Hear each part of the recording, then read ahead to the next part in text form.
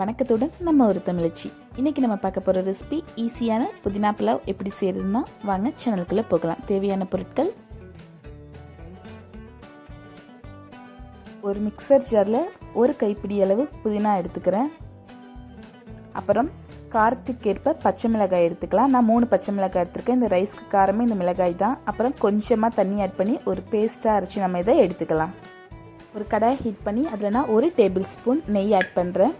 நெய் உருகினதும் எடுத்து வச்சுருக்க முந்திரி பருப்பை நம்ம பொரித்து எடுத்துக்கலாம். முந்திரி பொரிஞ்சதும் எடுத்துட்டு அதே கடாயில் நான் ரைஸ்க்கு தேவையான அளவு ஆயில் ஆட் பண்ணுறேன். ஆயில் ஹீட் ஆனதும் நான் பட்டை, கிராம்பு, பிரியாணி இலை, கடற்பாசி, அன்னாசிப்பூ இது எல்லாத்தையும் எண்ணெயில் சேர்த்துடலாம்.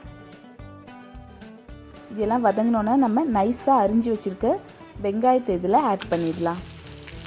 வெங்காயம் ஆட் பண்ணிவிட்டு இது சீக்கிரமாக வதங்குறதுக்கு சாதத்துக்கு தேவையான உப்பையும் நம்ம ஆட் பண்ணிடலாம். உப்பு சேர்க்குறப்போ வெங்காயம் சீக்கிரமாக வதங்கிடும். அடுத்து இதில் இஞ்சி பூண்டு பேஸ்ட்டு சேர்த்து நல்லா வதக்கிடலாம்.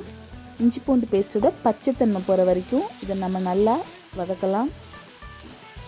இஞ்சி பூண்டு பேஸ்ட் நல்லா வதங்கிடுச்சு. இப்போ இதில் நம்ம அரைச்சி வச்சுருக்க புதினா பச்சை மிளகாய் பேஸ்ட் ஆட் பண்ணி இதுவும் பச்சைத்தன்மை போகிற வரைக்கும் நல்லா வதக்கிக்கலாம்.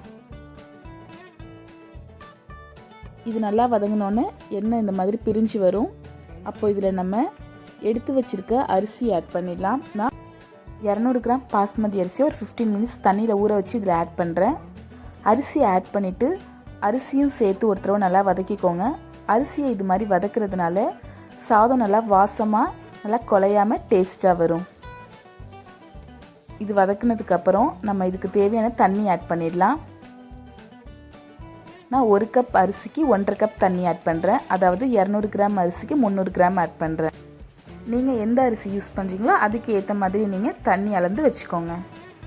ஆட் பண்ணிவிட்டு இதை நல்லா ஒரு தடவை மிக்ஸ் பண்ணிடலாம். அடுத்து நான் இதில் ஏற்கனவே பொரிச்சு வச்சுருக்க முந்திரி பருப்பை இதில் ஆட் பண்ணுறேன். முந்திரி பருப்பை ஆட் பண்ணிவிட்டு அது ஈவனாக ஸ்ப்ரெட் ஆகிற மாதிரி பண்ணிவிட்டு ஒரு மூடி வச்சு இது 15லேருந்து 20 நிமிஷம் நம்ம வேக வச்சிடலாம். கரெக்டாக 15 மினிட்ஸ் கழிச்சு இதை ஓப்பன் பண்ணுறேன். சாதம் ஒரு 70% நல்லா குக் ஆகிடுச்சு. இப்போ இதை நம்ம மிக்ஸ் பண்ணி பார்க்கலாம்.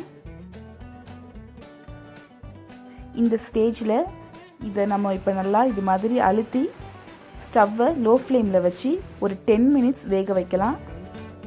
பாருங்கள், நம்ம புதினா புலாவ் இப்போது ரெடி ஆகிடுச்சு. ஸ்டவ்வை ஆஃப் பண்ணிடலாம். இதை நான் சர்வ் பண்ணுறதுக்காக ஒரு பாத்திரத்தில் மாற்றிடுறேன். ரொம்ப ஈஸியான புதினா புலாவ் ரொம்ப கொஞ்சம் டயத்துலேயே நம்ம சூப்பராக ரெடி பண்ணிட்டோம். நீங்களும் வீட்டில் கண்டிப்பாக இதை ட்ரை பண்ணி பாருங்கள். இந்த வீடியோ உங்களுக்கு பிடிச்சிருந்தா லைக் பண்ணுங்கள், ஷேர் பண்ணுங்கள், கமெண்ட் பண்ணுங்கள்.